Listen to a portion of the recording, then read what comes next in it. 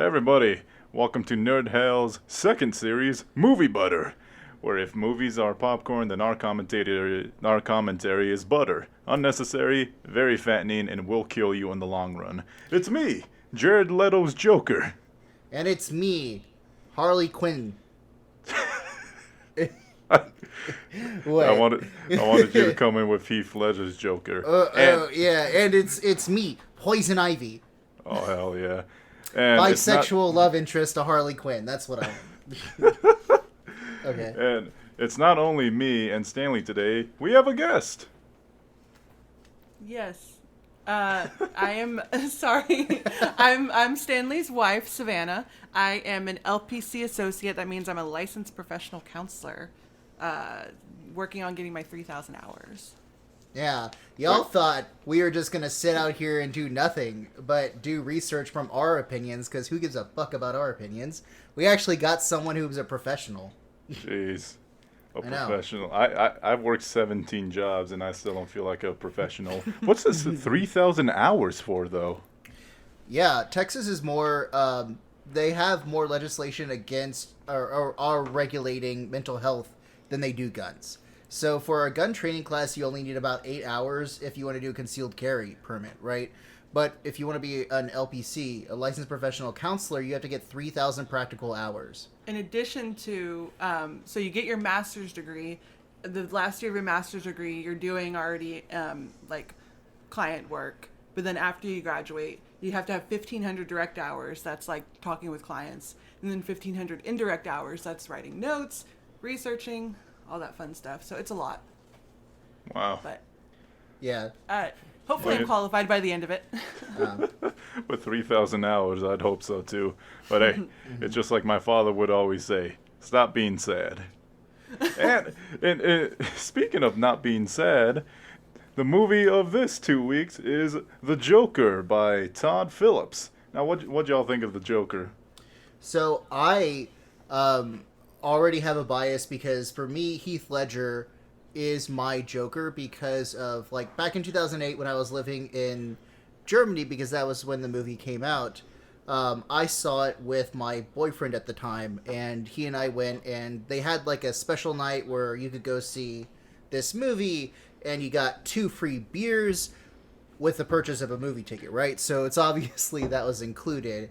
Wait a minute. Beer at the movies? Yeah, no. In Germany, you're allowed to drink beer at the movies. Well, Alamo Draft House as well, right? Yeah, but like for Germany, it's like kids can be 16 and drink, right? Yeah, that's so true. you have two little fucklers who are like 17, kind of going around, and they're like, "Hey, let's go see this movie." And so we got fucking wasted and went to go see this movie. So the first time I've ever seen Heath Ledger's Joker was actually in German. Fun little fact. But no, like I and that's kind of like the bar that I'm setting here, right? Is that I have this amazing bias about this. Now, because I have this bias, it was really hard to connect with Joaquin Phoenix's Joker.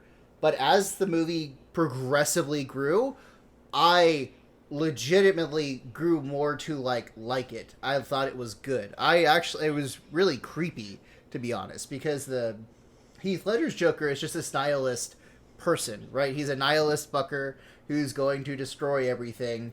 And then you have Joaquin Phoenix, who is legitimately like every single step of the way there was someone who failed him. And he is the result of these several people who are not able to help him at all. Even the system that tries to help him fucks up. So it's a fascinating kind of thing that I was watching, and so I loved it. I thought it was good. Now, I'm not a mental health professional, so that's why we asked someone to come up and help, right? So absolutely. So, as a huge DC nerd, I actually will get in between. I will get into Dark Knight Joker and Joker 2019 Joker. But before that, Savannah, what do you think of the movie? I liked the movie. It was interesting. While I was writing my notes, it felt like I was like writing stuff for like a client. I was like taking all these things, but I agree with Stanley. Like I have a like kind of a bias with towards Heath Ledger's Joker, but I see the Right. differences, and I just really didn't like Jared Leto, whatever. his Jared name is. Leto, yeah, one in the Suicide Squad. I just did not care for You that. mean you didn't like Tekashi 6ix9ine Joker? I did I not. was just, he had, I didn't know this until years later, but in that movie, he had damaged in cursive font written on his Yeah. forehead. Yeah. And Harley Quinn had rotten written on her side, but then for the new Suicide Squad movie, they took that out. They Yeah. pretend that Didn't like movie it. didn't happen. Yeah, I that don't one didn't know. happen. No. I appreciate that.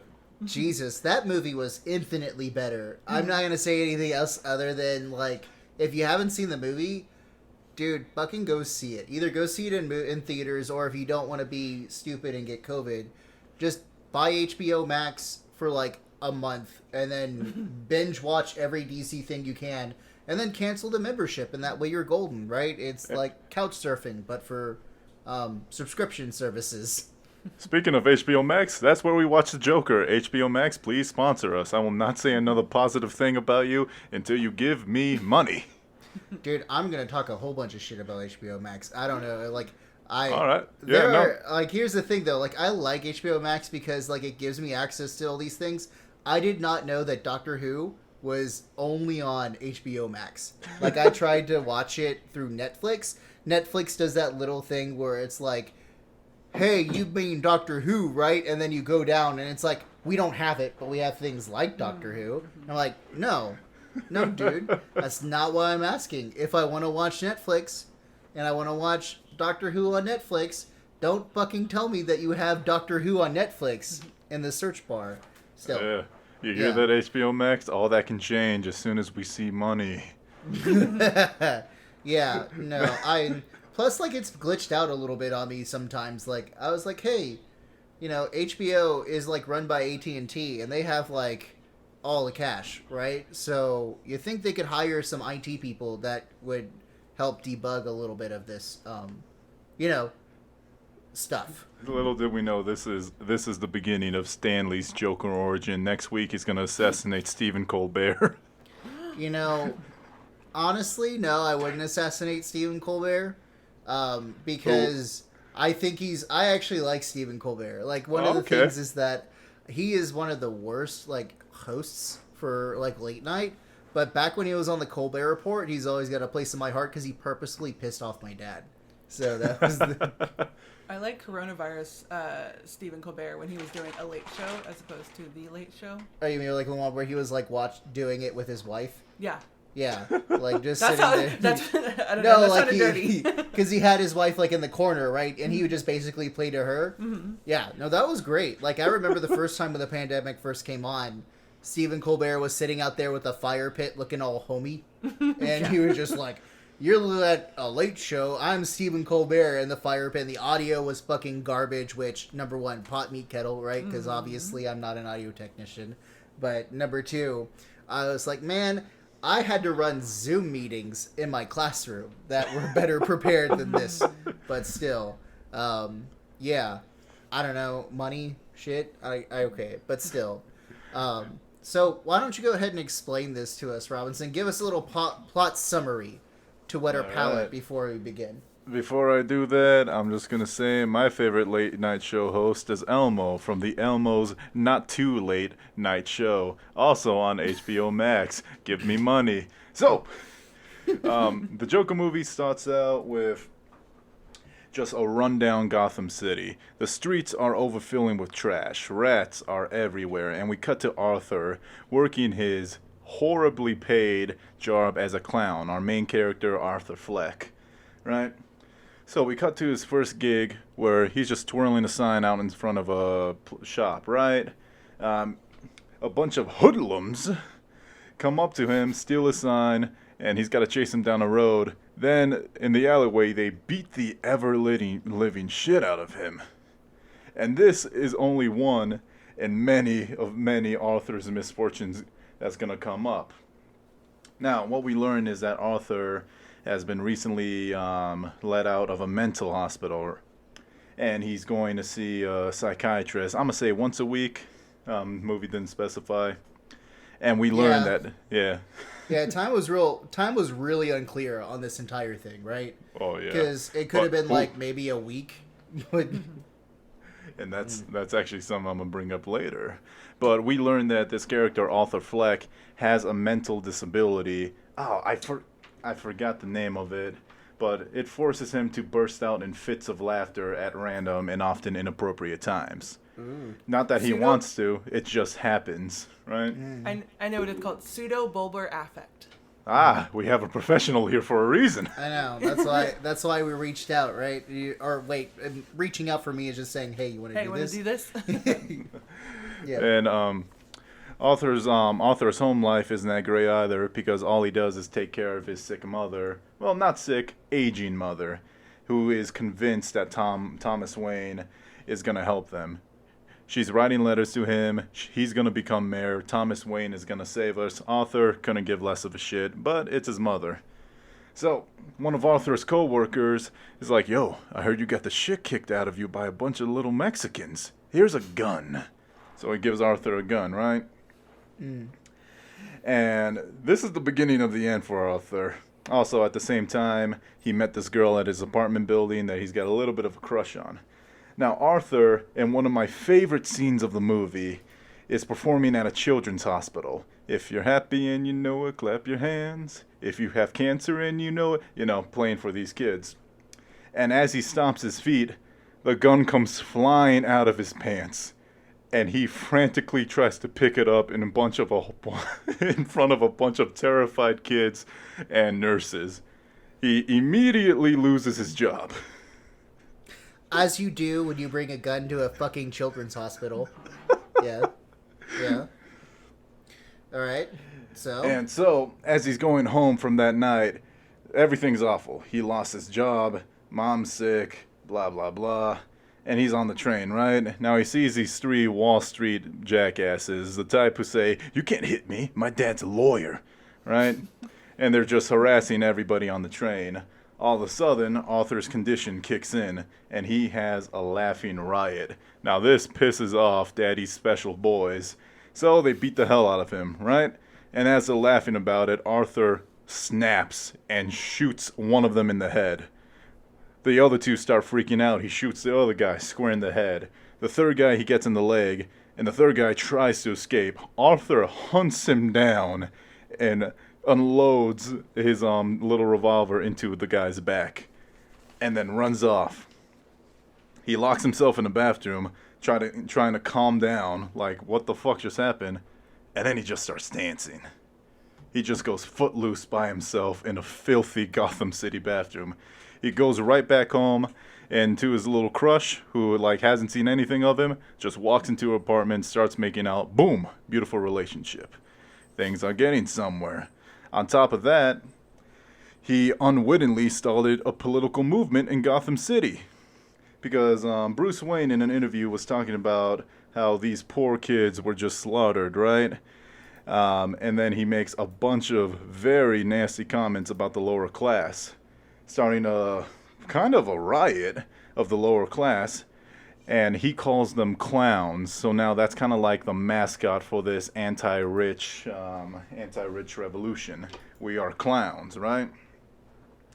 Sooner or later, Arthur learns that the reason his mom has been writing so many letters to Thomas Wayne is because that's his dad.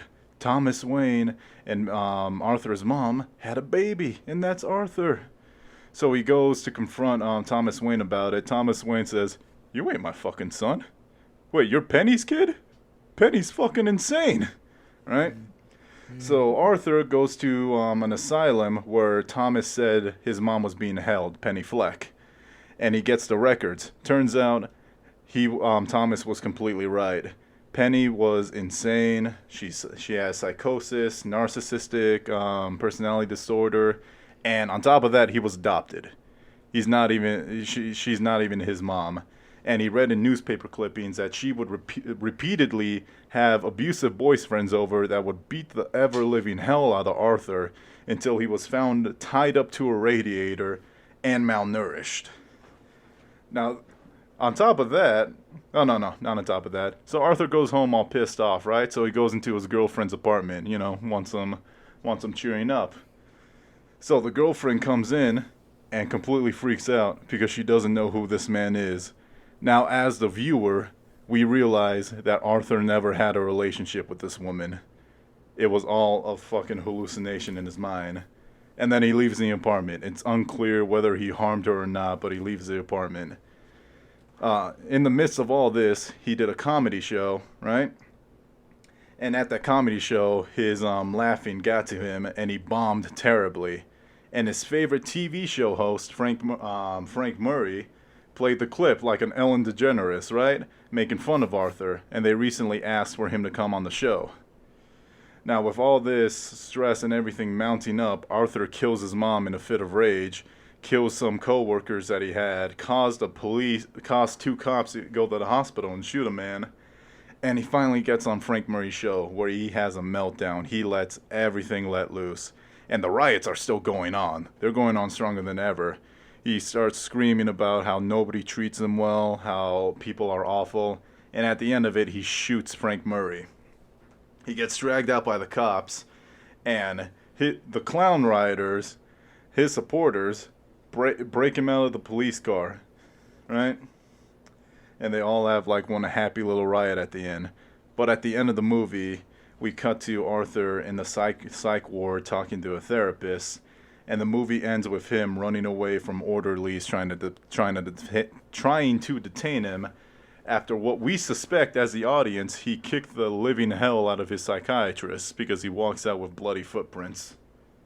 Am I missing anything? Was it that he kicked her? Because I thought he stabbed her. Yeah, I thought he killed her, and then they just happened. Well, no. Yeah, that he was just like standing in her blood, yeah. right? Because you Probably. don't see his front, right? You just see him from behind walking away, and his shoes are giving that like bloody footprint kind of stuff. Yeah. Like, yeah, so I don't know.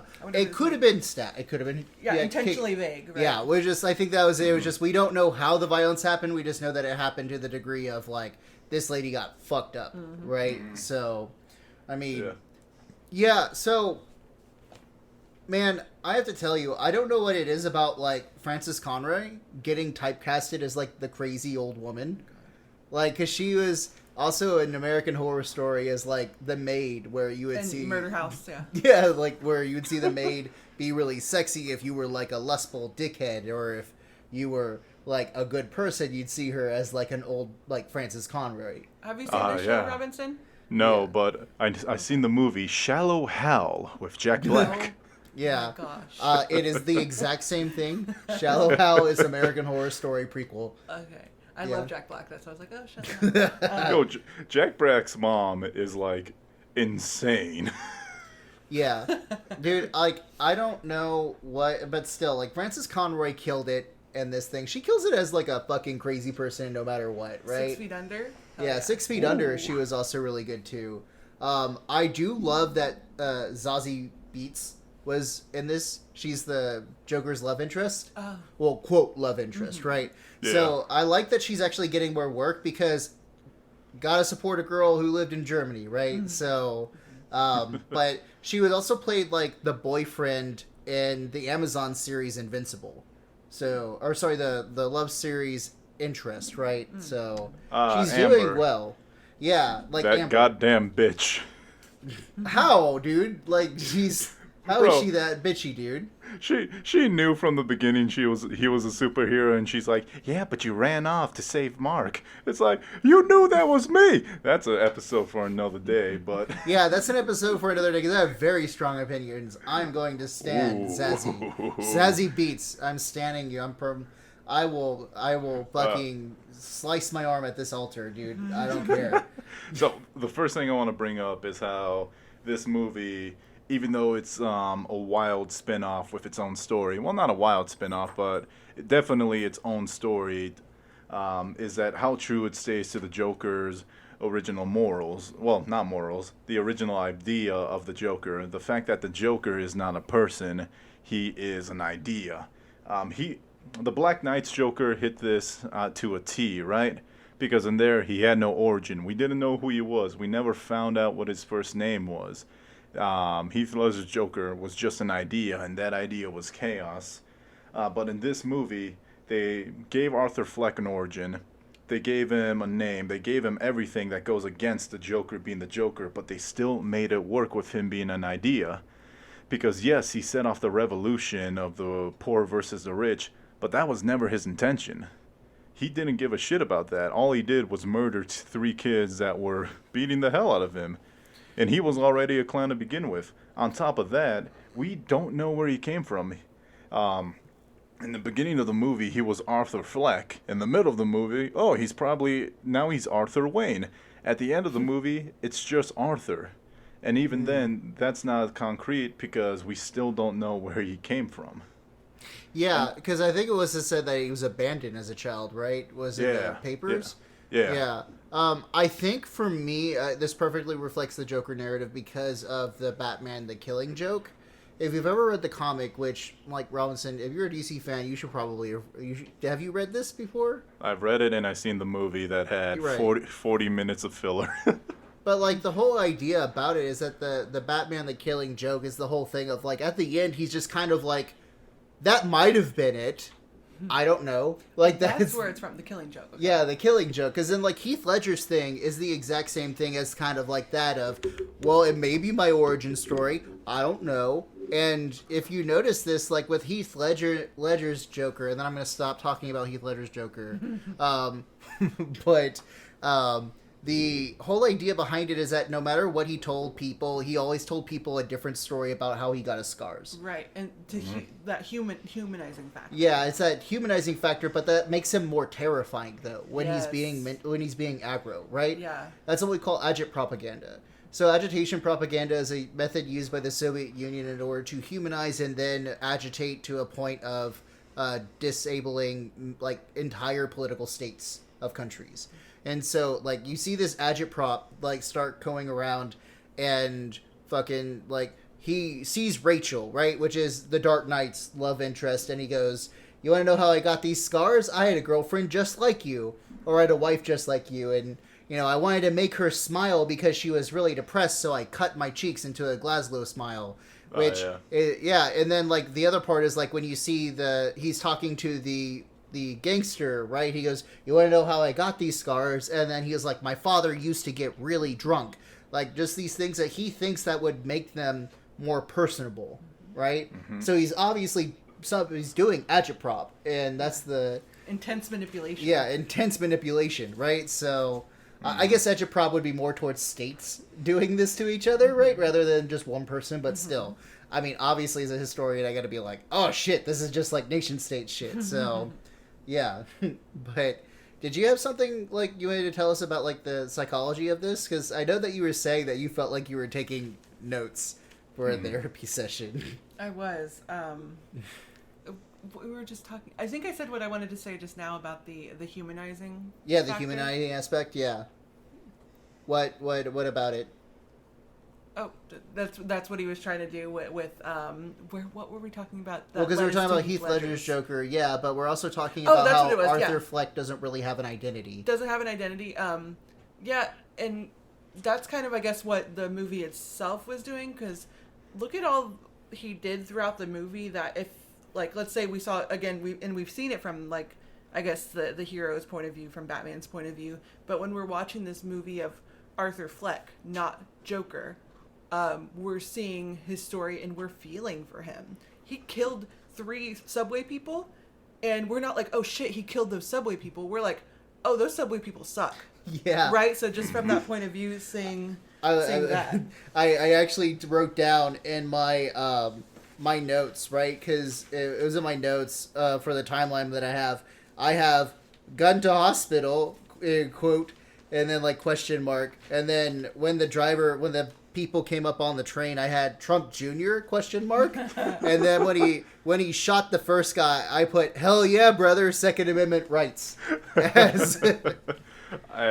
said earlier, that hospital scene is my favorite moment in the movie.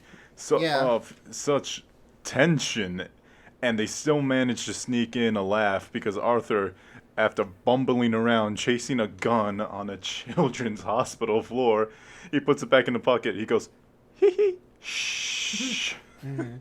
Yeah. I also did notice that he fired 8 shots from a 6-shooter. So that's That's something I like to do with guns now, is actually like count how many bullets they have in them, right? Or how many bullets they fire versus when you see them reload. So, because Arthur put in one bullet that went through the cheek of the first guy, right? And then the second bullet, he shot the guy in the chest and then in the head. And then the third guy, he shot in the leg, but then shot, like, 2 more, right? Or I think one more, which puts him at, like, 5. And then he shot 3 more, in the outside the train station. So... Still, it's like if you ever see it like with guns or that kind of thing, for some reason guns have like infinite ammo just to serve the plot device. So that kind of annoys me as someone who grew up around guns. I'm like, wait, when did he reload? Did he have a speed reloader or something? It was like off that? Camera. Yeah. As he was getting the shit beat out of him, he reloaded. He did the Overwatch McCree thing where he spits the bullets out. He's got like a ball of bullets that he just shoves right back into the chamber. He just rolls and it loads the gun. Yeah. Yeah. Damn. So, going back to the philosophy of the Joker, I'm glad you brought up the killing joke, because one of the like the main thing to take away from the killing joke is Joker's philosophy that all it takes is one bad day, because that was the whole point of the killing joke. He was trying to prove that by giving Commissioner Jim Gordon one bad day. And I love how this movie portrayed the one bad day, because all these bad things that happened to Arthur Fleck couldn't have happened within a 24-hour span. But it was one bad day that set everything off, right? yeah. It was the kids mugging him, because that's what caused him to get the gun. And him getting the gun is what caused him to get fired, and him getting fired is what caused him doing stand-up, and him doing stand-up. It was a chain reaction that ended with him ultimately killing Frank Murphy. And I just really appreciate how they took his philosophy of one bad day and turned it into a legitimate bad day. Like, yeah, you could get jumped in the streets of Gotham City while doing your job. That's completely reasonable. Yeah, I'm not sure if that's like the start of the bad day though, because my take on it was that the bad day didn't start until he got fired from his job, right? So the entire thing is that like he gets beaten up by the kids, but then there's obviously some time between it because he goes home. Yeah. But then again, we can't trust Arthur because Arthur is an unreliable narrator, right? He doesn't have the ability to honestly tell us what's happening.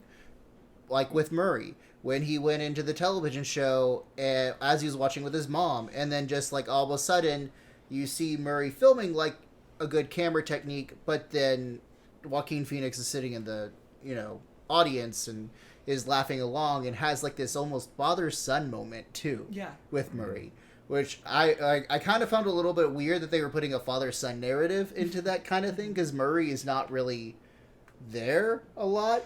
But I think it has a lot to deal with, like, especially nowadays, right? Like when you have streamers or when you have YouTubers or podcasters or whatever, there's this parasocial relationship that happens. I don't know why. It reminded me a little bit of How I Met Your Mother. I promise I'm going somewhere. Where Barney thought that his real dad was the guy from The Price is Right. Shit, Bob Barker. Bob Barker. Yeah. He's like, yeah, because he was on the TV, but then it wasn't really. So that's what it kind of was like. Oh, Murray, yeah. You're not my father, but you are. We have that parasocial relationship, right? So, yeah. Because the other part of the identity is that I think it's it's really interesting to see how this like narrative weaves of like the Joker having, or at least like Arthur, right, having this moment.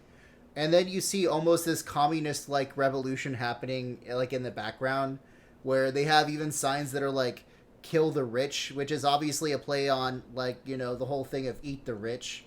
Because there was this guy, if you don't know him, French Revolution, Jean-Jacques Rousseau. Or not Jean... Was it Jean-Jacques Rousseau, or was it someone else? I'm trying to remember.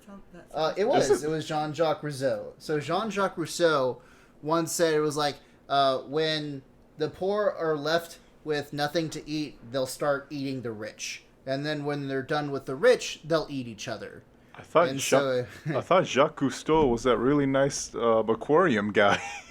Yeah, I mean, like, Cousteau, like the guy that was the, like, Tommy, or, like, what's the... Life Aquatic. Yeah, You Life remember that? Aquatic. Stupid. Yeah, Life Aquatic, right? Wait, do they just share the same name? Yeah. Oh, okay. No, dude, I'm talking about Jean-Jacques Rousseau. Oh, Like okay. the philosopher from France. You know, the guy that was jailed twice in France for making fun of the king. Sorry, I obviously have to remember that not everyone knows these subjects. Okay, so I'm just dumb. yeah, no, it's not that you're dumb. It's one of those things of like, how many times are you gonna need to bring Jean-Jacques Rousseau up in polite conversation? Right now. I mean, Right now now. it's gonna be every conversation. I only talk about the Joker movie. Yeah, but still, like, it's one of those things of how I could almost see it, and I'm obviously reading way too much into this movie because I do not think Todd Phillips, the guy that made the Hangover films, was someone who had the foresight of putting almost a French Revolution narrative to it, because it almost reminds me of the story of what's his name? Fucking name. Robespierre. Robespierre was obviously the leader of the revolution, but that dude was a fucking psycho. Just like Arthur Fleck, who is a, mentally unwell person who becomes the symbol for a revolution. So, yeah. Damn. Like I said, I do not honestly think that this is the thing, but it was just one of the things of like, I noticed these small parallels between the two too, including the part where it's like, Robespierre was going to go and tell people in public that he had a new list of people who were enemies against the revolution. And so then all of a sudden, people spied on Robespierre, and found out that Robespierre had actually put people on the Security Council for the French Revolution as betrayers of the French Revolution. So they were like, nah, we're not going to fucking take this. So they arrested him. And then they threw him in jail, and he tried to commit suicide, but it failed horribly. You know how he tried to commit suicide? By shooting himself. But, Ooh. he was such a... It's like back in the time with, like, black powder flintlock pistols. So there is a delay from the moment that you press the trigger to when it actually ignites the powder and shoots you. And there's about a good 2-second delay. So he put it under put it under his chin, and he pressed the trigger, but then got real antsy and jerked, and so the pistol just shot out his jaw, and he had to wait 4 hours before he was guillotined. Yikes. So Well, yeah, that's gonna be a story to tell. And speaking of suicide, we're gonna take a break real quick. Oh shit! Yeah. Okay. No, but when we get back, we will talk about suicide. See you in a second, folk. You wanna know why I got these scars? Is it by not having a sponsor? I try to cut frozen bagels with a knife.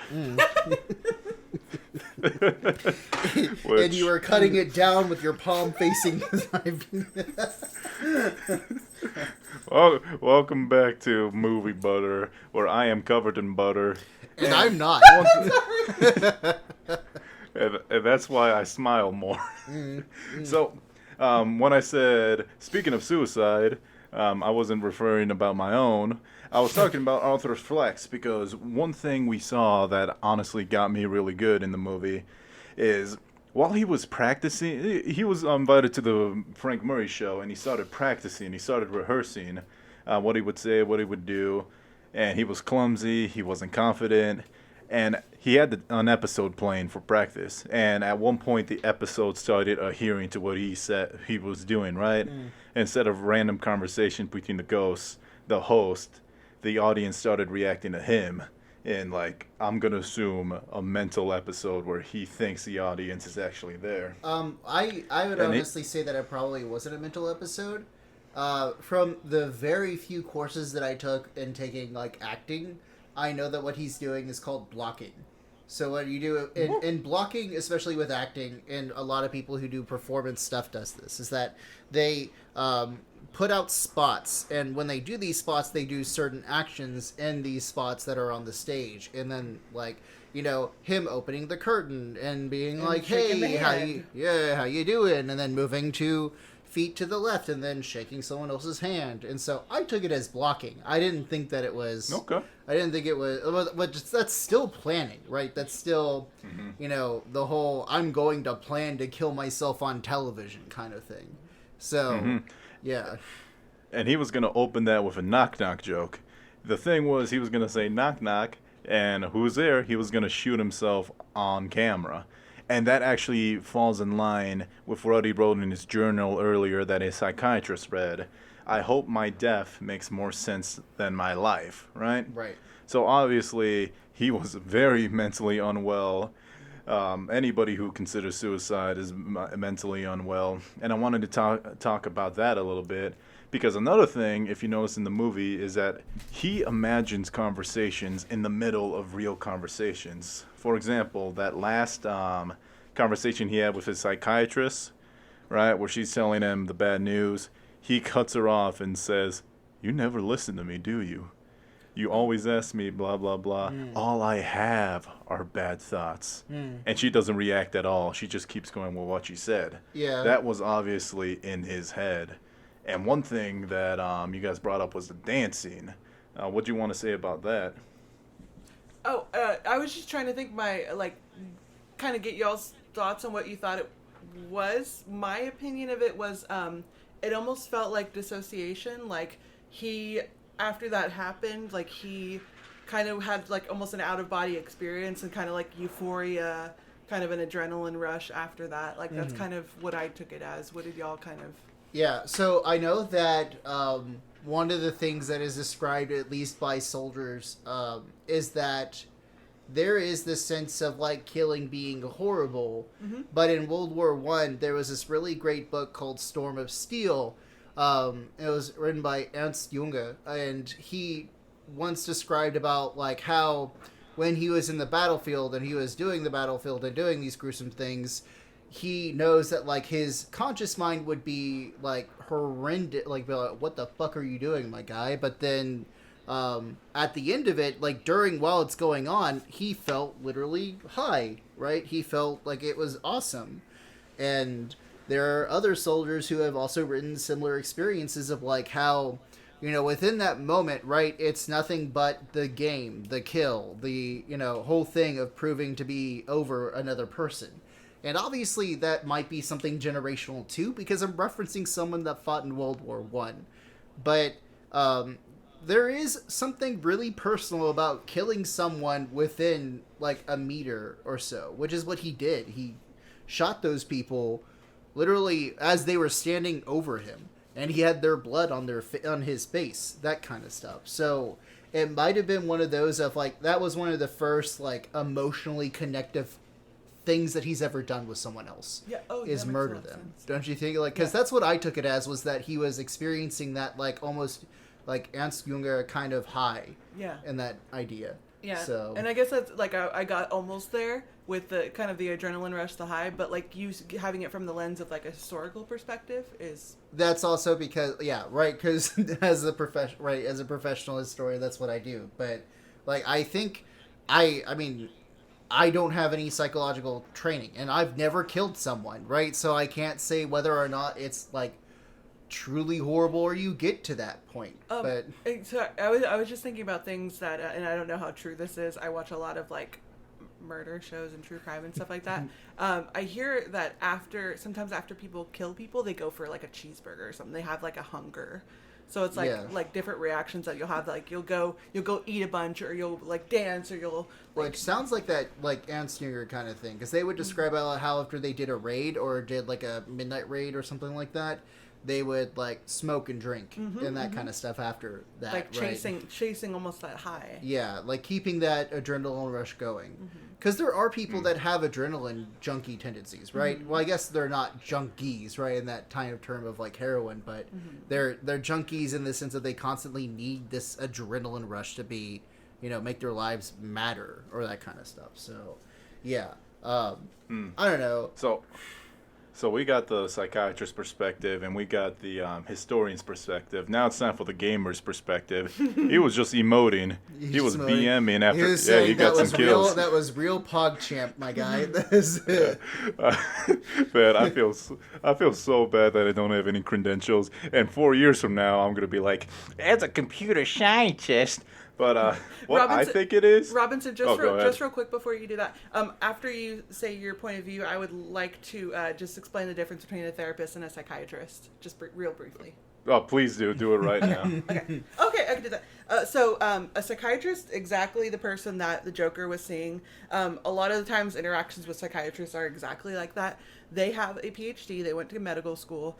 They do a lot of medication prescriptions, or medication refills and things like that. So they're the ones where you have 15-minute appointments with them. They're like, "How are you doing on your meds?" Whereas a therapist, which is what I am, I talk to people for an hour. I don't prescribe medications, and we do a lot of.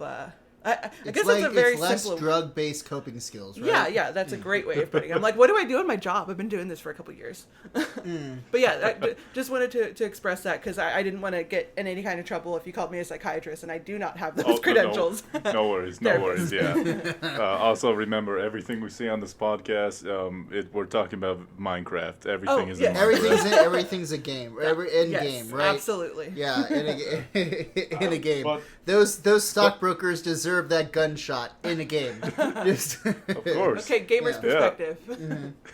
Gamer's perspective. I know what my perspective of it is just an expression of himself, right? Because Arthur, as we described earlier, he doesn't have an identity, right? Both in the literal sense where he doesn't know where he came from, but also in a more emotional, personal sense.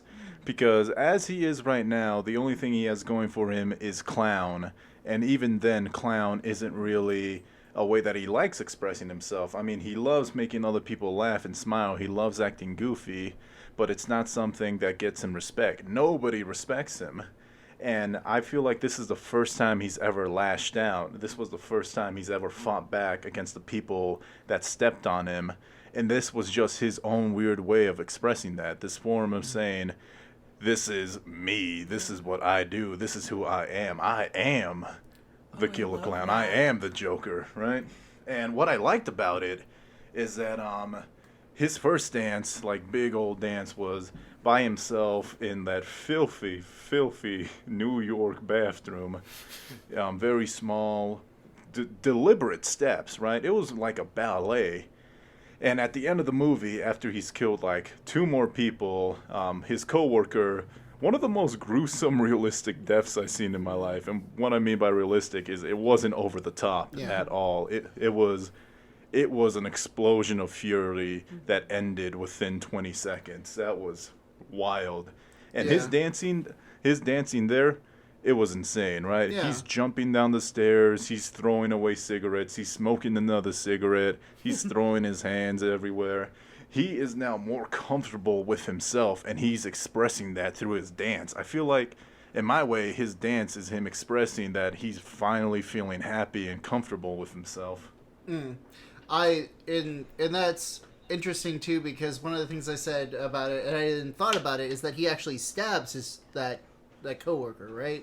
The one that gave him a gun that came to come visit him. Mm-hmm. Yeah, so he stabs his coworker. And then hits his head. Oof. Yeah. Sorry. So one of the things that you have to understand, so if shooting someone within close proximity is very intimate, right?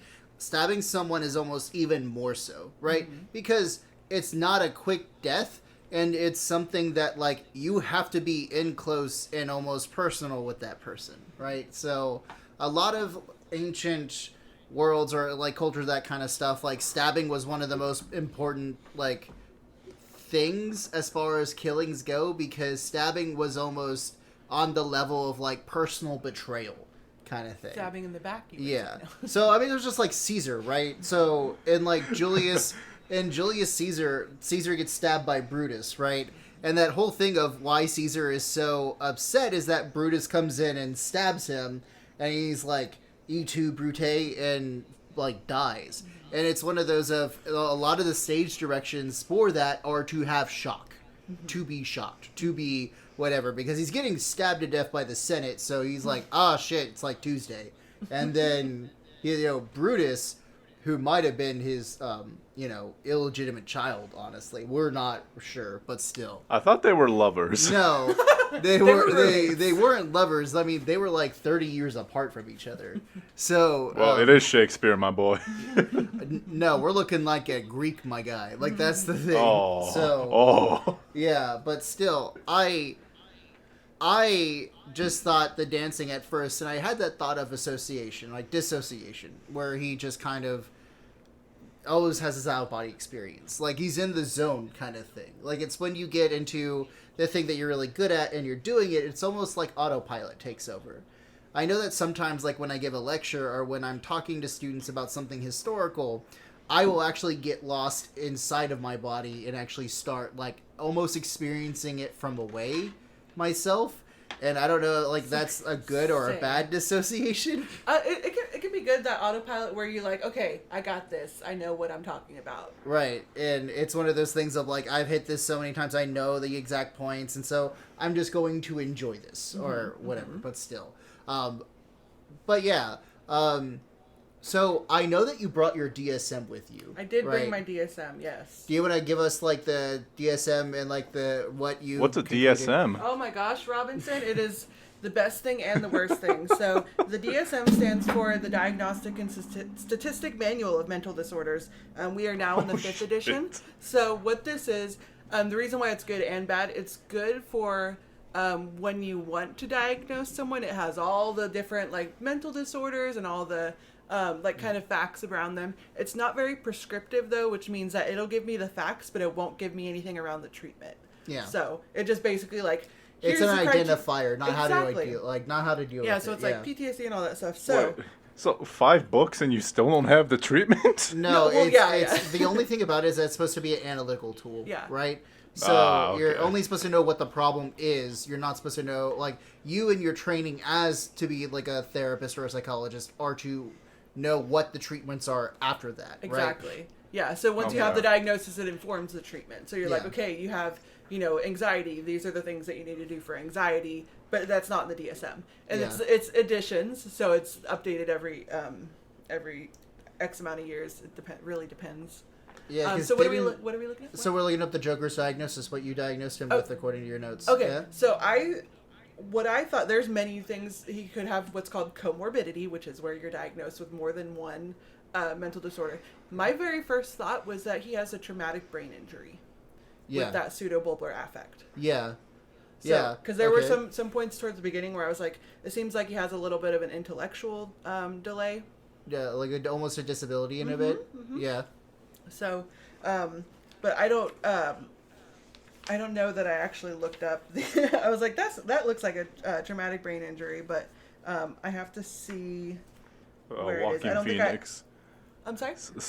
Joaquin Phoenix, such a talented actor. He dislocated his knee during that scene where he was kicking the dumpster, fantasizing about killing his boss, and he gave himself a hand injury just for this movie. Good on you, Joaquin. Yeah, I'm thinking of, like, when he was like, oh, let me punch out, and he, like, that whole, like... Oh, yeah, where he actually, like, hit the clock off the wall. He's really good.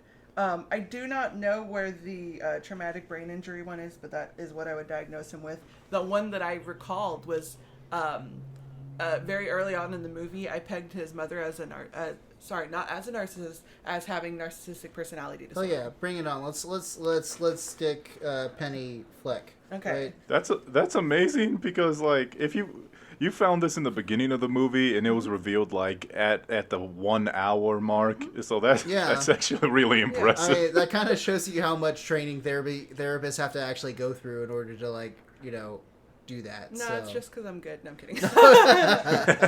MLG.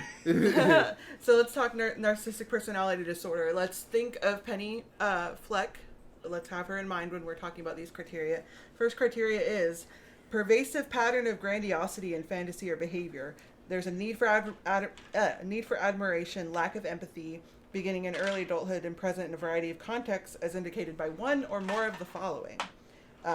Has a grandiose sense of self-importance, for example, exaggerates achievements and talents, expects to be recognized as superior without commensurate achievements.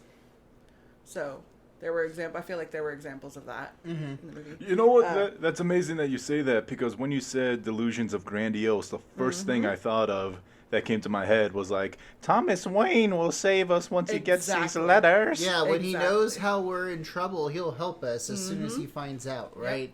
Yep. Yeah. And so the second one, and you only have to have 5 of these. I think there are 9 of them total.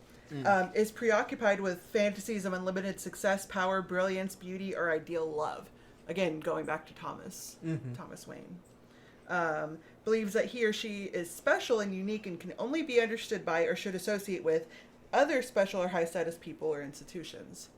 Thomas Wayne, right? Yeah. And all of that crowd. Requires excessive admiration. One of the things that I can't remember if it's this criteria, but Robinson, one of the ways I knew earlier on that something was kind of off with her is, yes, she's kind of elderly, but in what world does a grown man bathe his mother? If she's not invalid. Yeah, right? exactly. If she's not like that. You know what? Inappropriate boundaries. Yeah. That makes complete sense. But like, as a Mexican, I saw that and I thought, that's a good son. I feel you. Well, because my thought too is Well, no. As soon as you say that makes complete sense to me, because now that I think about it, that's like one of those things. Like, if my mother got to that age, she would smack me before she would let me bathe her. Yeah. Well, I mean, there's the other thing of like, when you're invalid and you can't take care of yourself, that's fine, right? That would be one of those things of like, okay, I'll cross that boundary. But then there's no longer a mother-son relationship with that. It's caretaker and then caretaking. Exactly. Yeah. But if she's, elderly is one thing, but she's clearly capable of a lot of things. So that just shows poor, like, very loose boundaries, which is not an appropriate relationship. Yeah. Yeah, because for me, the reason that I felt something was off was when you see this mom, she's supposed to be, quote, sick, and you always see her sitting down or in bed or that kind of thing.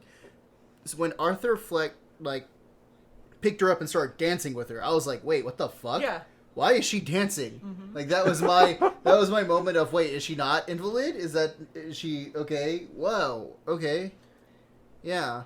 Go ahead. Okay, the next one has a sense of entitlement, unreasonable expectations of especially favorable treatment, or automatic compliance with his or her expectations. That also feels like kind of in the same vein as like the bath time stuff. So entitlement. And then this one's always hard to say, so I apologize if I mess it up. Is interpersonally exploitative. For example, takes advantage of others to achieve his or her own ends. Manipulating her son to get Wayne's attention. Yes. Yeah. Lacks empathy, is unwilling to recognize or identify with the feelings and needs of others.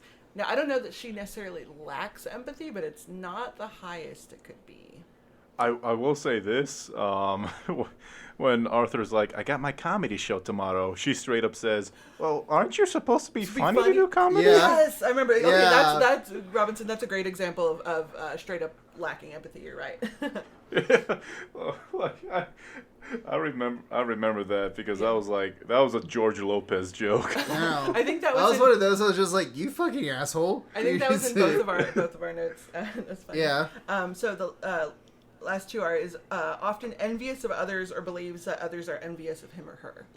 That's an interesting one because it makes sense. Because I don't really see her with that, right? No, that's a criteria that I don't think she. But it's but I can see her with like most of this criteria though. Right. The last one is shows arrogant, haughty behaviors or attitudes. So I guess I don't know if it would be considered arrogance to be like, hey, don't you need to be funny? That's more of like lacking empathy. Yeah. Mm-hmm. So yeah. Because I don't think she was acting arrogant at all during the entire film. I think it was really just that thing, right? Of just her being this basically character of like a helpless old woman, right? Because that's her thing. That's her identity as this helpless old woman of like, oh my god, I'm so invalid. My son who's mentally unwell and anorexic is taking care of me, right? Also, did you notice that he didn't eat through the entire thing? Yeah. I have my theories on that. Yeah. So there's a couple of things. So Robinson, were you going to say something? I was just gonna say that it got me with it too. I thought she was completely innocent because when Arthur found out about the letter, she like ran away scared into her bedroom, right? That's like she said, I'm not coming out until you calm down," and like. Well, I mean, doesn't like that kind of happen a lot with resonated with me. narcissistic parents? Like when they get caught in their lie, Darvo. Darvo. Yeah, what's Darvo again? Yeah. Remember that it's deny and then all the Right. attack, right? So Yeah. reversal and then offense. And just Yeah, and that's the thing. I fell for it. Yeah. I fell for it. Hook, line, and sinker. I felt bad for her. Yeah. Mm-hmm. Yeah, that's mental manipulation, man. Sure. She's Bro, doing some this- interpersonal agitprop. Yeah. Bro, she got me. Yeah, and it's difficult because that's exactly what they want to happen is to. I mean, narcissists, like, they do this their entire lives, right? Mm-hmm. And as an elderly woman, then she knows how to fucking pull all the strings. Exactly. Yeah. Little trivia question for you guys. Do you think men or women are more likely to have narcissistic personality disorder? Women. In my favorite podcast, they say I'm gonna assume men. Yes, men. 50 to Is 70% it? are male. No shit, really? Right? Because Aha! we hear about and moms and the prevalence and all Well, I those guess things. that makes sense considering that Narcissus was a man. Yes, exactly. Yeah. Right? Wait, Narcissist, was that the guy who fell in love with his reflection in the pool and then died there? Yeah, and that's what. Okay. That's where the psychological term like gets its name from. Yes. Like stems from. Okay. Sorry, I was trying to remember. Is Echo in there somewhere? What? Like, there's a story Echo- of Narcissus and then Echo. Is Echo part of was the a story. girl that was in love with him, but he's That's like, "Hey, what fuck they- up." Yep. Yeah, Mhm. he's That's like, it. "Fuck They off! found- I'm looking at myself." Yeah, he's like, man, I'm not simping over this simp. This- I'm gonna, I'm going to simp over this handsome Squidward-esque man in the water. Get So- get me a hand mirror and the largest tub of coconut oil we have. Oh, gosh. Not enough. It's olive oil, my guy. You gotta go Greek. Ooh. Damn. So, like, what else, like, do you have, like, written from your notes? Like, I'm interested to find out. So. Yeah. So So I have more. Just a couple things about the interaction with the psychiatrist, because literally anytime a mental health professional comes on screen, whether TV or movies, I'm very critical. Even if they're not necessarily my profession, I can still see some things where it's like, ooh, you probably shouldn't say that, or that probably shouldn't be happening. So with the psychiatrist, like, it made sense where he's like, I don't think you're listening to me, because they're kind of a lot of I don't want to be mean to psychiatrists, but a lot of them, it feels like they go through the motions and they're like, okay, are your meds good? Okay, how are your thoughts? Okay, it's like they have a checklist where I don't feel like I do the checklist. The only checklist I feel like I do is at the beginning, like, yo, you doing okay? Cool. Okay, let's talk. Like, you know what I mean? Yeah, do you think that because here's my thing, right?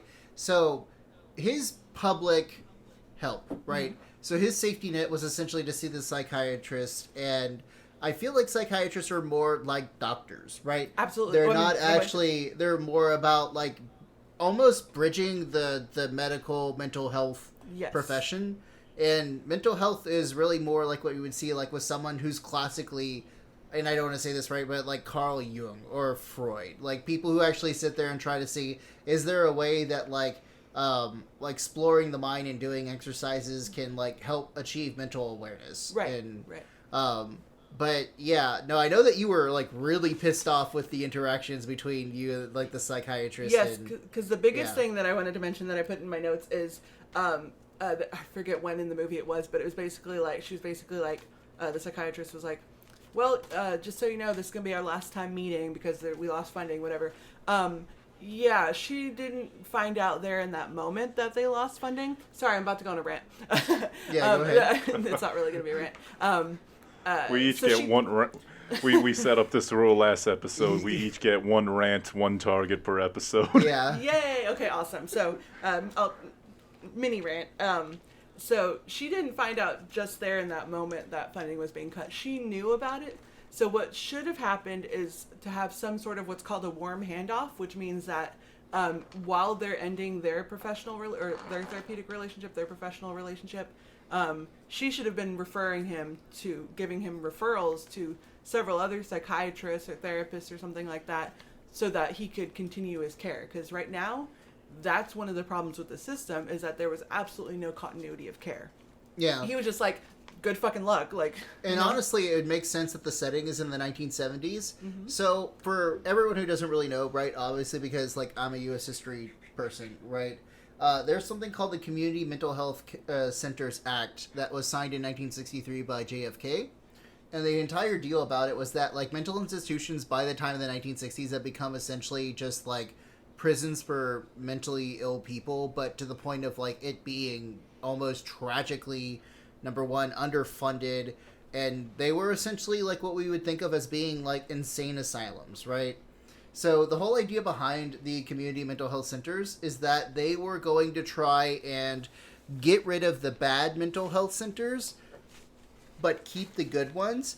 Well, that's a problem when you've been underfunded and you've been doing poorly. It's like saying, you know what we're going to do to get rid of bad schools? We're going to destroy the bad schools, but never replace them.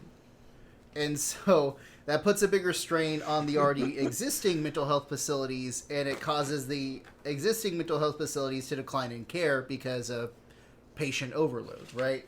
And you didn't really see a lot of like of that effect from the 1963 law happen until the 1970s. Between 1970 and 1975, there is a sharp decline in the number of psychiatrists, and then even in the number of like federal agents that are able to help provide state funds to this.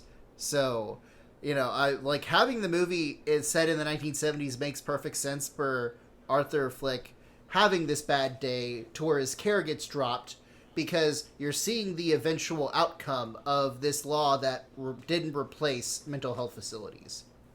Now, I vaguely remember that from my undergrad in psychology, and yeah, for some reason I forgot to put it on the lens of it was the 70s. It was right the now 70s, I'm just like, yeah. what the fuck, why aren't y'all doing a warm handoff? And then, of course, maybe they didn't have that put in place. Yeah, well, you know what? Fuck it, it's a movie, right? Right, Fuck just, it. Oh, yeah. True. Plus, it's supposed to be Gotham, right? Apparently, Gotham is just a shithole in every century. Is what I get from it, right? Because Bro, before Batman, during Batman, after Batman, Gotham, it's just Baltimore at this point. I think Gotham was actually supposed to be like a parallel for New York City, like in real life. Because when like Batman was created, you started seeing the decline of like New York City as like starting to become this really rough town. It wasn't until like the the early 90s, late 90s, where you see New York City becoming like that, you know, what we think of it now as today. Because it used to be really rampant with crime. Like, there were actual, like, you could go watch porn in movie theaters kind of thing. And it's... Pee Wee Herman, no, don't go in there. Yeah, well, you know what? He's just having a quick tug with Jeannie, but still... He needs to go. Pee Wee Herman's gotta go make his Pee Wee cry. Yeah. This is gonna... Hey, Jumbie! Yeah, still. What you looking up, babe? So, because I noticed a theme in my notes where I put violation of rights of others, disregard for the rights of others. Examples being like just silly things like smoking outside a hospital where there's a no smoking sign, bringing a gun to a children's hospital, you know, Yeah. those kinds of things. And that's one of the hallmarks of something called antisocial personality disorder. Right. Well, because a lot of this movie, back when it came out, I remember there was a lot of talk about incels. And like inceldom, right? And there are some people that are incels that have what you're talking about. Yeah, so the difference between antisocial and antisocial personality disorder? Yeah, go ahead. Oh, I don't know. I'm wondering if you know the difference. Like antisocial No, that's behavior. why I'm asking. You. Okay, yeah, so antisocial. I definitely don't. Yeah, yeah. So Yeah. when you say, oh, that person's so antisocial, you think of this person that's in their basement, like, and they're like not social, right? Yeah. Antisocial. I'm going to read you the criteria for antisocial personality disorder. Great, go ahead. So, a pervasive pattern of disregard for and violation of the rights of others occurring since age 15, as indicated by 3 or more of the following. Failure to conform to social norms with respect to lawful behaviors, as indicated by repeatedly performing acts that are grounds for arrest. Deceitfulness, as indicated by repeated lying, etc. Impulsivity or failure to plan ahead.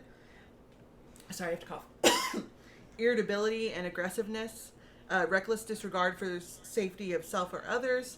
constant irresponsibility, lack of remorse, and then the individual has to be at least 18 years old.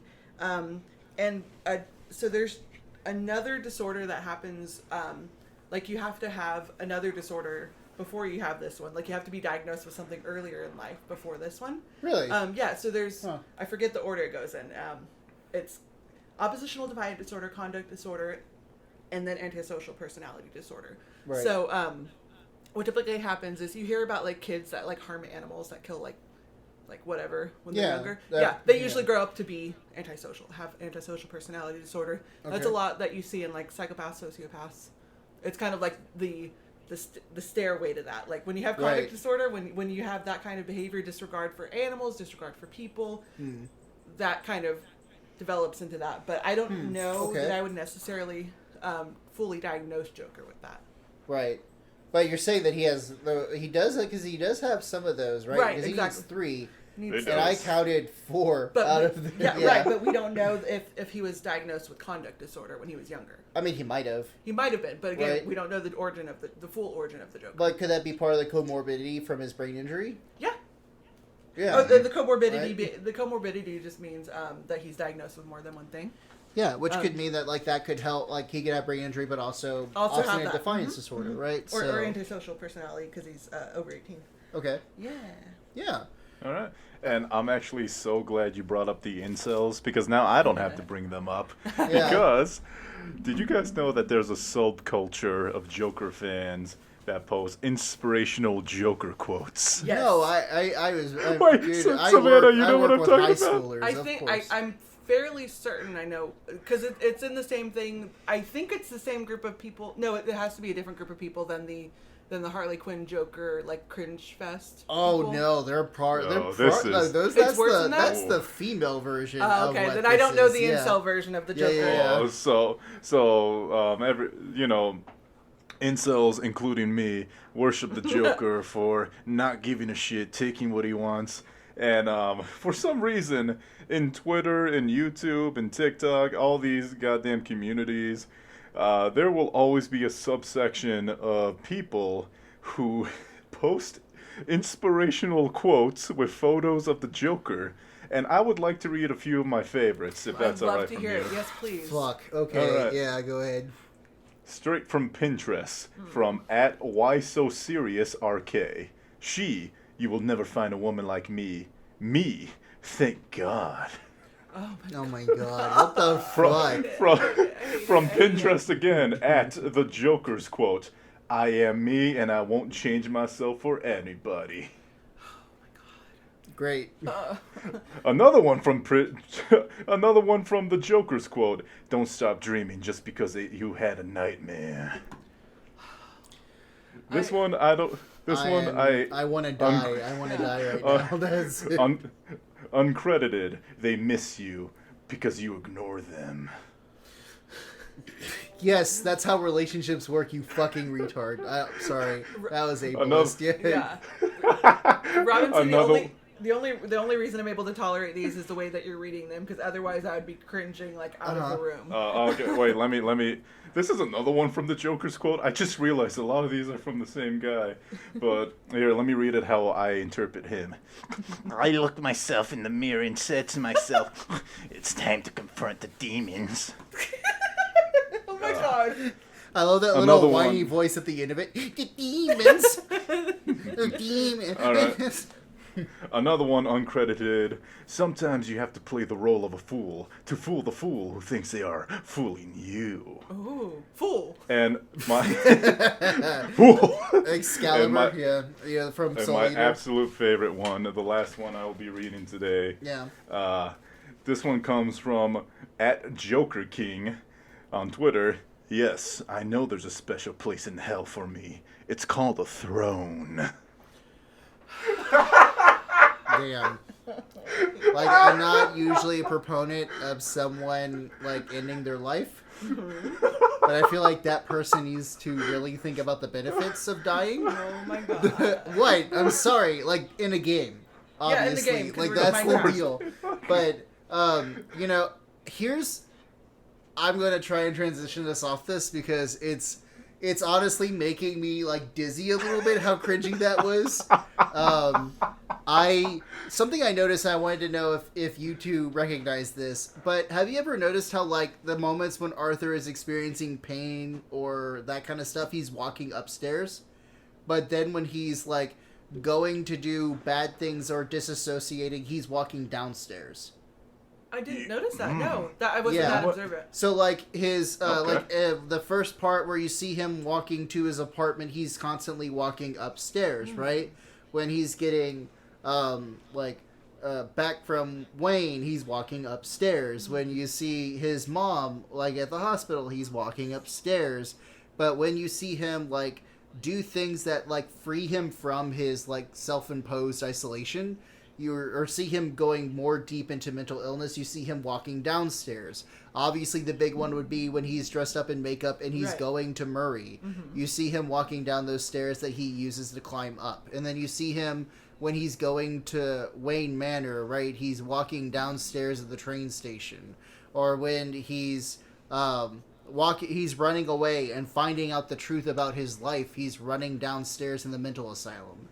So it's all about, like, I see that as kind of like a metaphorical descent into madness. That kind of deal. I love that. Yeah. That's interesting. I never thought about that. Yeah, that's insane. That's actually really smart. Right. Well, I'm sorry, but that was the thing that I was noticing. I was just like, I noticed from very early on that, like, every single time, like, him getting fired from his job and him deciding to, like, branch out and not be quiet when he put the X on the sign. Yeah, smile. Right? He was walking downstairs, and I was like, "Oh shit!" Like, is him acting out is his walking downstars, but him taking it from other people is when he walks upstairs. Nice. Yeah, that's actually insanely smart. Because now I feel bad because my last contribution was gonna be. Did you guys notice how like legitimately funny this movie was at times? Yeah, like there is that almost weirdly funny, like a dark comedy aspect to it too. Like the part where he's just kind of laughing and he takes all the stuff out of the fridge and walks like into the fridge. At first, like I wanted to like look across the room and go, looks like he went to Meow Wolf, right? Oh, yeah, right. Yeah. For me, the part that made me laugh and made me feel really inappropriate was when the fucking midget couldn't unlock the door to leave the apartment. Yeah. That made me laugh so hard. That made me laugh because I was uncomfortable. Yeah, and I was feeling tense because I was like, I know that like it might not happen, but it might. Like I thought for a second that guy wasn't gonna get out alive. Yeah, like, for a split second. But then he was also like in that classic incel of like, don't come to school tomorrow. Right. He did that whole thing of like, you were the only one that treated me nicely. And you let him go, right? Like, so obviously there was that kind of thing of like, you know, the be nice to the kid with the trench coat kind of thing, or be nice to the kid that makes this cringy Joker memes. Yo, if he's got a Nakatsuki jacket on, just give him Is that the modern some day? Pocky sticks. Is that the modern day incel thing? Is not the trench coat army? It's the Akatsuki Naruto like stuff. Bro, the Akatsuki jacket is just a trench coat with red clouds on it. Dude, there is a guy that I saw in Killeen who is driving, what is it, the Z350 Nissan, and it was like black, but it had like red clouds that were like obviously wrapped throughout the entire thing. And I saw that and I was like, man, this person is such a fucking nerd. And honestly, like, I cannot talk because my Mini Cooper had a Torchwood Institute like logo on the front bumper, so anyone who's a Doctor Who fan would know what the fuck that is, but still, anyone who's not into that fandom will have no idea what that is, but it still has that cool logo of the T, but with all the, you know, pentagons on it. But still, I saw that car and I was like, Jesus, my guy, how much money are you spending on this car? Like, I get it, it's a Nissan like Z350. You don't have to. You know, like, I know it's not as expensive as it was before, but you wrapped your car to look like, you know, Itachi's fucking jacket. Like, bro's flexing so hard I can see the bone marrow. Oh shit! I don't know. Fucking. Any other opinions on the movie? I think I ran out. The only thing I want to say is the origin of the Joker. Well, more the inspiration of the Joker. It was inspired by this movie. Dang it, I lost my note. But it was inspired by this movie called The Man Who Laughs. It's about this one kid who's the son of a noble. His noble father gets killed by political enemies, and he gets sold off to a sadistic doctor who like sews his face into a twisted smile. And Oh, you're that talking about against- the German film, right? Yeah, The Man Who Laughs. Yeah, it's like from the 1920s. Yeah, Yeah. and that was the inspiration for the Joker. Fun little fact, I actually watched that film in my Baylor German film class. What's it called in German? I don't know, I'll have to look it up. Der It's been Mann. such a long time. What was it called again, Robinson? It was the... Man Who Laughs. The Man Who Laughs. So, The Man Who Laughs. Okay, it's 1928. Oh, apparently it was a American-made film, but it was directed by Paul Lenny, who was a German expressionist.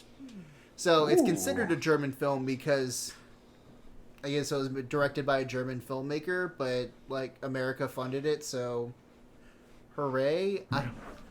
USA. USA. USA. Let's see what the Deutsch translation is. Der Mann der Licht. I was like, Okay. Der Man something. Yeah, it's Der Mann der Licht. It's the man that smiles, right? Or that Mhm. laughs, right? There you go. Yeah. Der Mann der Licht. Or Lacht. So. So, y'all got anything else you want to say? I don't have any final like psychiatry related things, but like in my notes, like I totally because I wrote these I guess yesterday or the day before. I don't even remember. Yesterday, It was Wednesday. Wednesday. So I Yeah. wrote these Wednesday, but Which I have was to- yesterday. my gosh, I can't even days, right? Yeah. I have in my notes that I counted trivia for y'all. I counted, and during the runtime of the movie, Arthur smokes 3,857 cigarettes. Yeah? Wait. Mm-hmm. Wait. No, I just my silly note taking. I didn't actually count, but I was like, holy fuck! It feels like he's chain smoking. Well, it's it's that thing that I went back to earlier, right? It's the whole thing of the unreliable narrator, because there were times in the movie where I noticed that his cigarette would be at to the stub, and then all of a sudden he would like put his fingers up and it would be like halfway through. or it wouldn't be there at all, and Yeah. then suddenly appear. Yeah. You know what? That's interesting because I mentioned literally this episode how he lit another cigarette during his dance because he threw the cigarette away. What? Yeah, no, you're right. What if he didn't throw it away at all? That's just him being him. Yeah, Holy that kind of cow. answers the questions of like what's actually happening and what's not, right? Because obviously, when like he's confronted with a reality that things are not happening, then it's like a very sharp contrast, right? Because you had, obviously, my girl Zazie, right? Her relationship with the Joker, like it was one of those things of when she did the whole thing of like I could see her actually doing the thing of like silently making the gun fingers, right? And then pretending to have their head blown out, right? And then him doing it, she was just kind of smiling like, yeah, sure.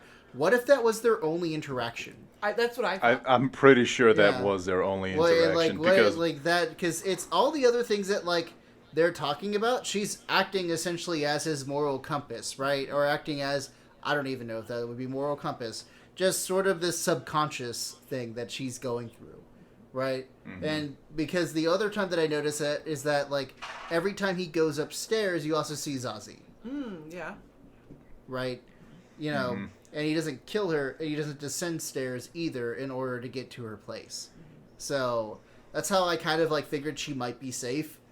Because let's think about it, right? Do you think that he killed her? Because I don't think that he killed her. I think he was just kind of like, okay, sure, I'll leave.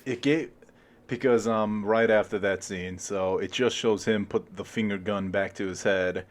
Then he walks back to his place, right?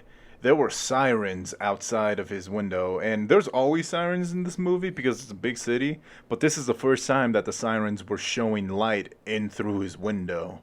And that made me think, did he hurt her?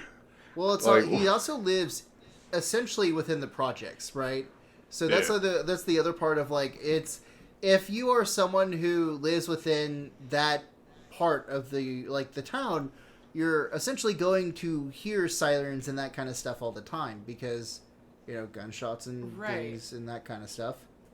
It's strange because I was thinking of all the different opinions. Because my first thought when I heard the sirens was she called, I guess 911. It won't have the same sound to say like, hey, someone broke into my apartment. Yeah. So someone, but like all of those options could be right. We don't know, right? Yeah. But my other part is like, did she leave the door open? That right? Right? Because like, that if was it's the the other thing about projects- their relationship too, is that like, why would just she, walked in. who lives in like, yeah, because he just walks in. There's no keys. There's Right. nothing like that. He just kind of walks in, but then also, like, she doesn't hear him walk in, and that kind of thing. Well, she's and, putting her daughter to bed, I think. yeah, she's putting her daughter to bed, but you can hear within that paper because it's paper wall Yeah. thin walls, right? True. So, yeah, I just didn't know because it was one of those things of like, how much can we actually take this as this being serious? Because, like, what if he broke in by like picking the lock? Right. But we just didn't. But see then it 'cause also, the then light remember bulb. the lock also has the like deadbolt to it also, which is that like the hotel thing where it like the chain. But in order for Yeah. him to kind of force that, he would have to break the chain for that one. So I don't know. Like that's one of the things of it. Did she actually leave her door unlocked? I Interesting. yeah, I'm sure someone else on YouTube or something has done actually a deep dive into this, but like I can guarantee nobody knows how many cigarettes he smokes. We will not take that away. We will not take that away from Savannah. yeah, Yay! yeah. But then also, have you ever seen Taxi Driver? It is on my watch list, but no, I haven't. You should. Basically, it's like the Joker, but for boomers. So essentially, like it's a Hey. Robert. What? No, it really is. It's a Joker for the boomers. But seriously, it had Robert De Niro as the taxi driver, who is someone who's isolated from other people in relationships, and he starts like acting out and starting to do the exact, almost not, I don't want to say exact same things, but he like starts shooting people. And that whole scene where you see the Joker playing with the gun and that kind of stuff, like when it misfires, that scene reminded me of when Robert De Niro goes like, "You looking at me? You looking at me?" And he does like in the mirror and that kind of stuff, like acting like a tough guy. It almost parodies that within the Joker of when he's like, "Oh, you want to dance?" kind of thing, where they're practicing social interaction just from different things. So the Joker is practicing social interaction from the viewpoint of I want love, and the taxi driver is I want conflict. And it's interesting that Robert De Niro is also Murray, I was thinking. right? Yeah. So taxi driver, obviously, like the guy who played the taxi driver, the original Joker-esque taxi driver, is now the victim, and the person like I don't. It's, Justice has been served. No. justice has though the irony I'm sure wasn't lost on Robert De Niro, anyways. Dude, he plays such a perfect asshole. He's good. Yeah. He's fantastic. Yeah, he's really good. Although, I don't know. Makes me kind of want to watch, like, a Cormac McCarthy movie. Like, No Country for Old Men. I've seen that fantastic movie, and I'm gonna watch Taxi Driver now. Now, Yeah. before we end this episode, Yep. because I need to ask Savannah, she seems like a thorough therapist. I might want to hire her for my own dark mind. But here on Movie Butter, as partners to Nerds Hell, I thought this might be a fun idea to end every Movie Butter episode with a bad review of the movie we're reviewing. Oh, okay. This you bad want us review. I thought you wanted us to give a bad review of this movie. I'd be Nope, like, I found one online. it's Great. Breaking Bad, but for comic book villains. Woo! So this bad movie review comes from Peter from at The Guardian. Oh shit. Okay. Joker review, the most disappointing film of the year. Todd Phillips' solemn but shallow supervillain origins movie has a strong performance by Joaquin Phoenix, but is weighed down by the realist detail and tedious material. And I just wanna read this one thing that made me laugh. Okay. Once again, this is not plagiarism. This is the Guardian article by Peter Bradshaw. Not plagiarism. Joaquin Phoenix plays Arthur Fleck, a pathetic loser and loner in Gotham City. Cuts forward. Arthur is a former inpatient at the psychiatric facility. Yeah, way to go. You called a fucking mental patient a loser. Wow. But then again, Hot take. the Guardian's kind of like full of conservative shitheads in England, so you know. Oh, and what I love is at the end of the article, if there was ever a time to join us, it's now. Every contribution, however big or small, powers our journalism and sustains our future. Support the Guardian from as little as $1. It only takes a minute. Damn. You know what's also fucking great is that I was looking through the Wikipedia article, like just now because I was using that to get like the characters in the movie runtime, that kind of stuff. Apparently, in the writing section, I was right about the unreliable narrator part. Yeah, it says they did try to retain the ambiguous quote multiple choice nature of the Joker by positioning the character as an unreliable narrator, and left what mental illness he suffers from unclear. Right, and that's why I'm like, I don't know what he had, but based on my clinical impression, traumatic brain injury is the first thing I would diagnose him with. Mm-hmm. His mom is definitely narcissistic personality disorder. Oh yeah, 100%. Yeah. Of some kind. Yeah. Still, I know. There you go. Well, with that, thank you so much for tuning into another episode of Movie Bother, and a very special thank you for Savannah for joining us on this journey. Thank you for having me. Of my superhero. My Joker has always been my favorite villain ever since I was a kid. I'm so glad he got this movie. I mean, why not, man? He's like one of the main Marvel baddies. Okay. Mm-hmm. And for our next episode, we still haven't decided on the movie, but once we do, we'll put it in the episode description, so be on the lookout for that. And, yeah, I think that's it. Everybody have a good night. Yep.